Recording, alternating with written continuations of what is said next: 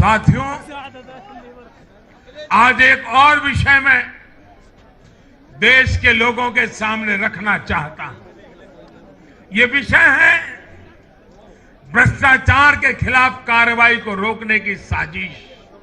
आप मुझे बताइए साथियों, क्या भ्रष्टाचार के खिलाफ कार्रवाई होनी चाहिए कि नहीं होनी चाहिए? भ्रष्टाचार करने वालों पर कड़ी कार्रवाई होनी चाहिए कि नहीं होनी चाहिए? ये भ्रष्टाचार रूपी दिमाग देश में से नष्ट होनी चाहिए कि नहीं होनी चाहिए? साथियों, हमारे देश में भ्रष्टाचार के खिलाफ लोगों में, भ्रष्टाचारियों के खिलाफ, ऐसे लोगों के प्रति एक भयंकर नफरत का भाव रहता है।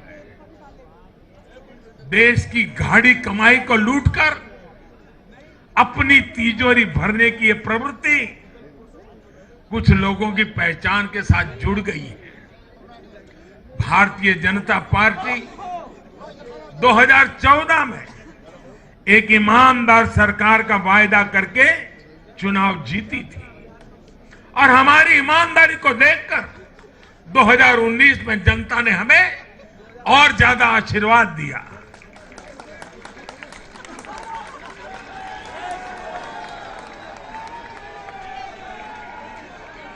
और देश हमसे अपेक्षा करता है कि मोदी जी, आपकी सरकार सिर्फ प्रामाणिक रहे इतना इनफ नहीं है। आप ही हैं, आप ही की सरकार है जो भ्रष्टाचारियों को सजा कर सकती है, उन पर कठोर से कठोर कार्रवाई कर सकती है। मुझे बताइए, जनता की इस अपेक्षा को मुझे पूरा करना चाहिए कि नहीं करना चाहिए? जनता की आशा आकांक्षा के लिए सरकार ने जिम्मेवार व्यवहार करना चाहिए कि नहीं करना चाहिए? लेकिन आज हम देख रहे हैं, जो निष्पक्ष संस्थाएं, जो पूरी तरह इंडिपेंडेंट है, वे अगर भ्रष्टाचार के खिलाफ कार्रवाई करते हैं तो ये लोग और उनका पूरा इकोसिस्टम अब भ्रष्टाचारियों की रक्षा करने के लिए, उन संस्थाओं को बदनाम करने के लिए मैदान में आ गए हैं।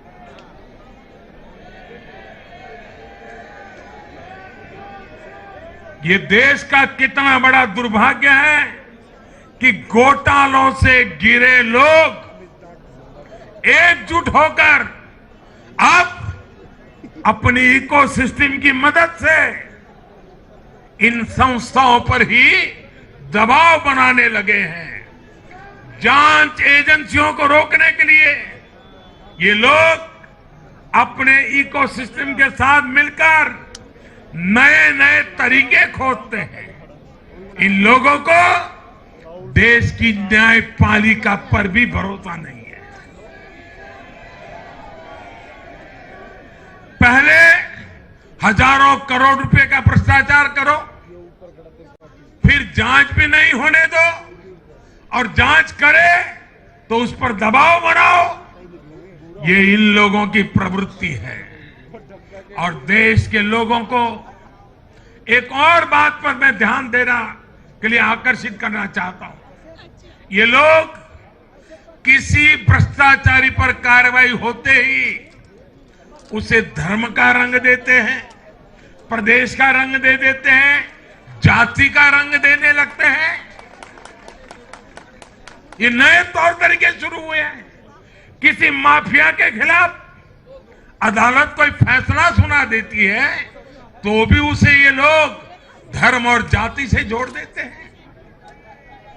ऐसे में भारत के मैं सभी संप्रदायों से आग्रह करता हूं, मैं सभी जाति पे गर्व करने वाले ईमानदार लोगों से आग्रह करना चाहता हूं, उन सबको सोचना होगा कि ऐसे भ्रष्टाचारियों, ऐसे माफियाओं को अपने समाज से, अपने संप्रदाय से, अपनी जाति से दूर करने की हिम्मत करें।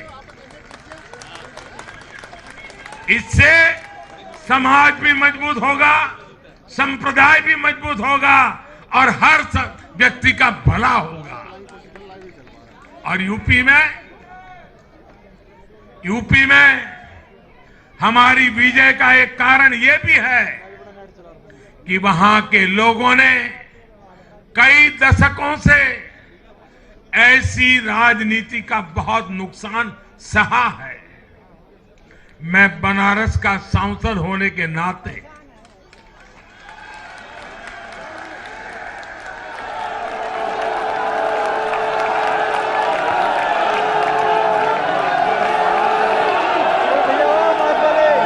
यूपी के लोगों के प्यार और आशीर्वाद ने मुझे भी यूपी वाला बना दिया।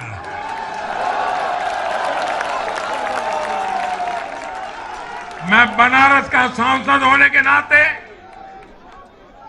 मेरे अनुभव से कह सकता हूं, यूपी के लोग ये बात समझ चुके हैं कि जाति को बदनाम करने वालों से, संप्रदाय को बदनाम करने वालों से अब दूर रहना है और राज्य के विकास को ही सर्वोच्च प्राथमिकता देनी है। साथियों, इन चुनावों में मैंने लगातार विकास की बात की। गरीबों को घर, गरीबों को राशन, वैक्सीन, आधुनिक इंफ्रास्ट्रक्चर, हर विषय पर भाजपा का विजन लोगों के सामने रखा।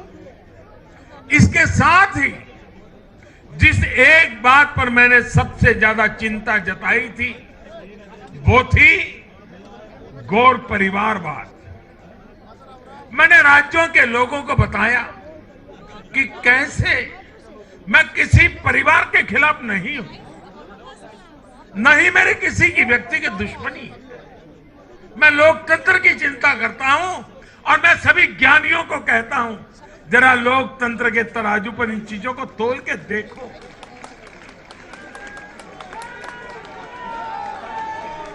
और मैंने लोगों को बताया कैसे परिवारवादी राजनीति ने उनके राज्य का कितना नुकसान किया है, राज्य को पीछे ले जा रहा है।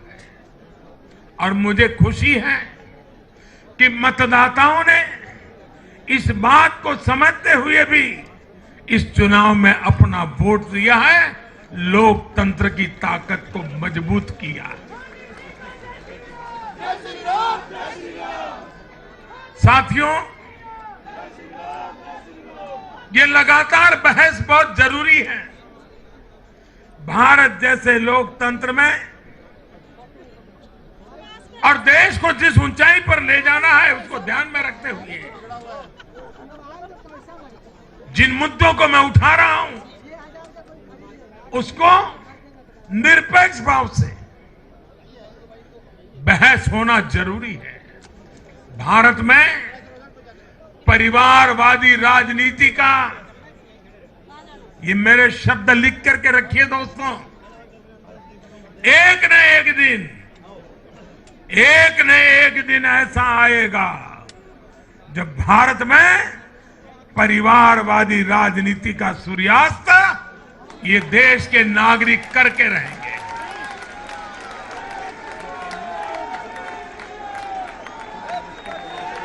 इस चुनाव में देश के मतदाताओं ने अपनी सूझबूझ का परिचय दिखाते हुए ये क्या होने वाला है इसका इशारा कर दिया है।